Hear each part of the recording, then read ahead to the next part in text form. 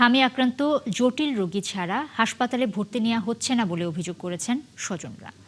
পাশাপাশি বড়দের জন্য ওয়ার্ডে সিট না থাকার অভিযোগও মিলেছে। সকালে মহাখালী ডিএনসিসি ডেডিকেটেড হাসপাতালে দেশের বিভিন্ন এলাকা থেকে আসা হামি আক্রান্ত রোগীদের কাছ থেকে এমন তথ্য মিলেছে। তারা জানান, শিশুদের অবস্থা জটিল হলে তারাই ভর্তির সুযোগ পাচ্ছেন। রোগীর স্বজনদের অভিযোগ, বড়রাও এখন হামি আক্রান্ত হচ্ছে, তাই বড়দের চিকিৎসার জন্য হাসপাতালে প্রয়োজনীয় ব্যবস্থা নিতে সরকারের কাছে তারা দাবি জানিয়েছেন।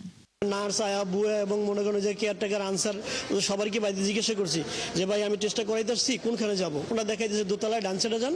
তো দোতলাতে আমি প্রায় আধা ঘন্টার উপরে বসা।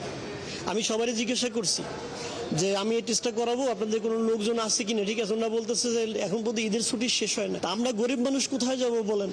বলছিল যে মানে এখানে আপনার মানে সিট সবগুলা বুকিং, মানে এখানে আর রুগী নেওয়া যাবে না। এই বিধে উনি আমারে মানে আমার ইয়া করে নাই, মানে ভর্তি লয় নাই।